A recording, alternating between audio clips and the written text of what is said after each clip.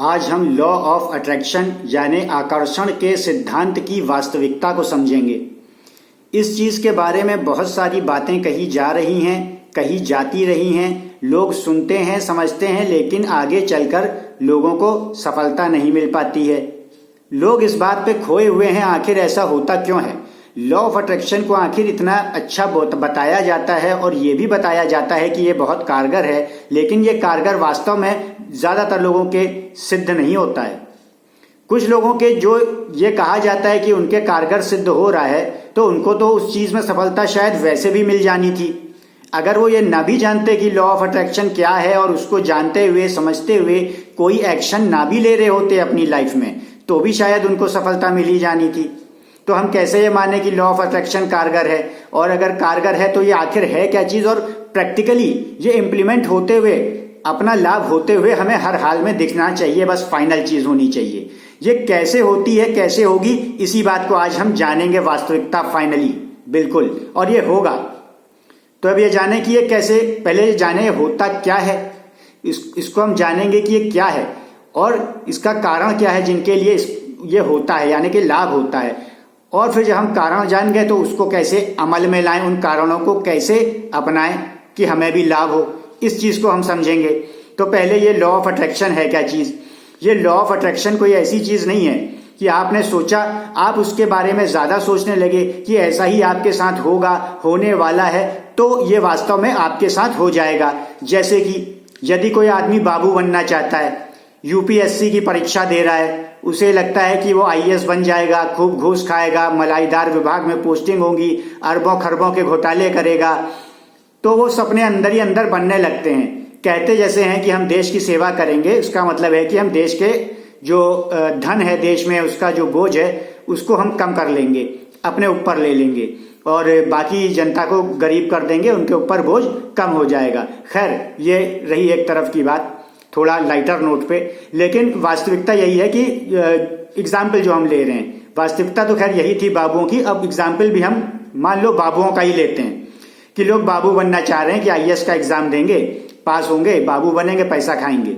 तो अब वो अगर ये मानने लगे कि मैं बाबू बन जाऊंगा और ये अपने आप को देखने लगे मैं तो बाबू बन गया, मैं तैयारी कर रहा हूं और मैं बाबू बन गया, अब मैं बाबू हूं, मैं हुक्म चला रहा हूं, लाल बत्ती मिल गई है, एक आध गार्ड भी मिल गए हैं, चपरासी नौकर चाकर मिल गए हैं, ऐसा मैं देखने लग जाऊं तो मैं बाबू बन जाऊंगा, मैं देखूं सोचूं मानूं मैं बाबू बन जाऊंगा, ये कहा जाता है। लॉ ऑफ अट्रैक्शन वाले जो ज्यादातर लोग बताते हैं, लगभग सभी लोग इस तरह का बताते हैं कि इस तरह का करने से ऐसा ही हो जाएगा, मतलब आप जैसा करेंगे, जैसा मान लेंगे वैसा हो जाएगा। तो ये सच्चाई जान लें कि इसी को कहते हैं शेख चिल्ली के सपने। शेख चिल्ली ऐसे ही सपने देखता था, ऐसा कुछ होता नहीं था। लेकिन फिर लॉ ऑफ अट्रैक्शन है क्या, जो कि कारगर है। ये कारगर वाला नहीं है, सोचा माना हो गया। बहुत सारी चीजें देखिए, साइकोलॉजी में समझिए, अगर आप साइकोलॉजी की स्टडी करेंगे तो आपको बहुत सारी ऐसी मानसिक अवस्थाएं मिलेंगी जिनमें ब्रेन बहुत सारी चीजों को रियल मानता है। इसमें ही आप कई बार मूवीज में भी देखते हैं, जैसे स्प्लिट पर्सनैलिटी।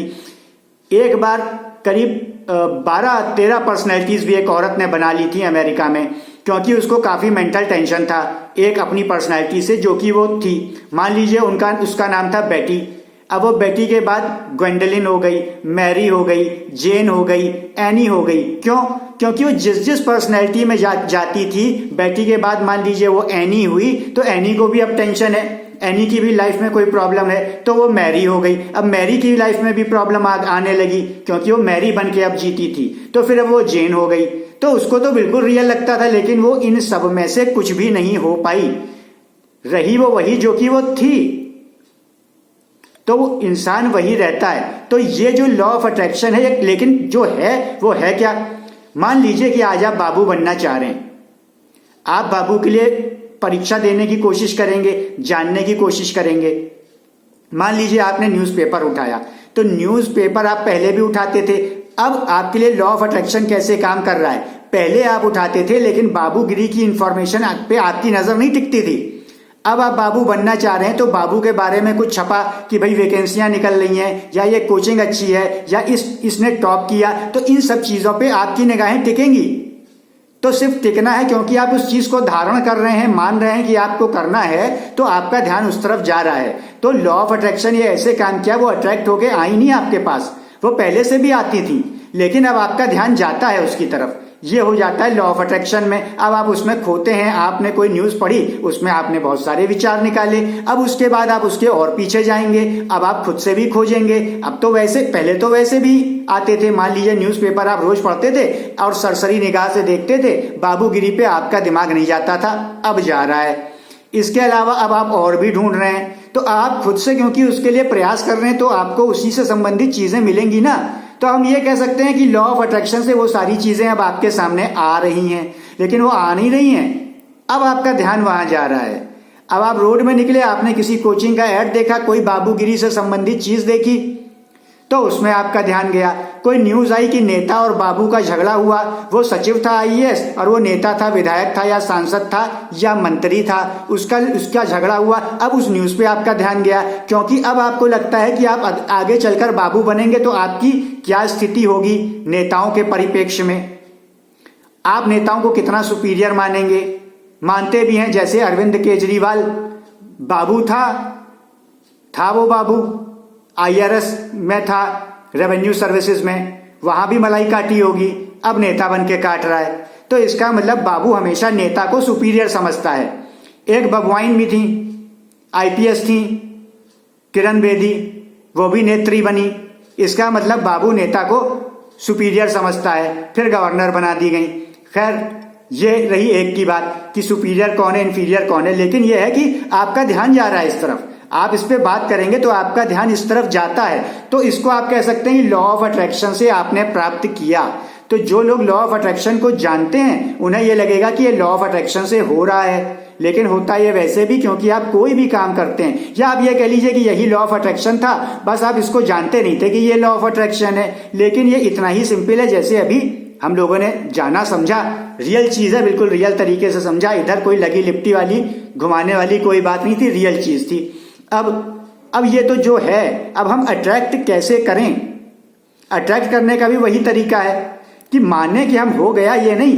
देखिए, प्रोग्रामिंग होती है, मेंटल प्रोग्रामिंग, बहुत सारी चीजें साइकोलॉजी में है, आप देखेंगे कि अनरियलिस्टिक होती हैं। सबसे बड़ा धोखा ही होता है डिल्यूजन, इल्यूजन, ये सारी चीजें साइकोलॉजी में ही हैं और इस तरह के धोखे होते हैं, इसलिए लोग इसमें फंसते भी ज्यादा हैं। रियल लाइफ में करने के लिए यौगिक क्रियाएं जरूर होती हैं, उसमें भी हम लोग ऐसा करते हैं, लेकिन हम ये नहीं मानते हैं शेख चिल्ली में कि हम खो गए, कि हम बाबू बन गए। उसमें यह होता है कि हम आज पढ़ रहे हैं, हम पूरी प्रोग्रामिंग करते हैं कि आज हम पढ़ेंगे, कल पढ़ेंगे, इतना बड़ा कोर्स है, उसको पूरा अपने अंदर मानते हैं, जानते हैं, उसको ध्यान करते हैं कि इतना बड़ा कोर्स है, इतनी मेहनत लगेगी, हम उसके लिए परिपक्व होंगे, इतना इतना इतना इतना काम करते जाएंगे, साल बीतेगा, 2 साल बीतेगा, अब हमने इतना पढ़ लिया है, समझ लिया है, सीख लिया है मेहनत करके, और अब हम एग्जाम दे रहे हैं, पास होंगे।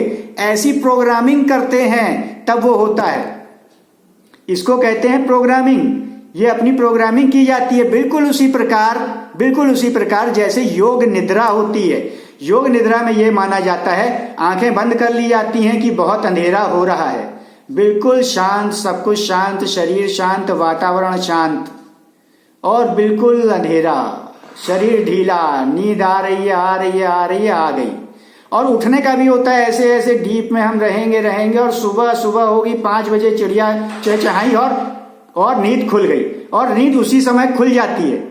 तो ये प्रोग्रामिंग से होता है। तो ये लॉ ऑफ अट्रैक्शन जो रियल में इंप्लीमेंट होगा वो प्रोग्रामिंग से होगा, उसको पूरा जीना पड़ेगा, प्रोग्राम मन में तैयार होना पड़ेगा, पूरा प्रोसेस। यानी कि सिर्फ रिजल्ट कि हम बन गए, बनने के लिए जो करना है पूरा प्रोग्राम हो गया, फिर वैसे ही करना पड़ेगा। जब प्रोग्राम करेंगे तो आप वास्तव में मेहनत वैसे करने लगेंगे और रिजल्ट मिलने लगेंगे। तो यह है वास्तविक लॉ ऑफ अट्रैक्शन जो कारगर है।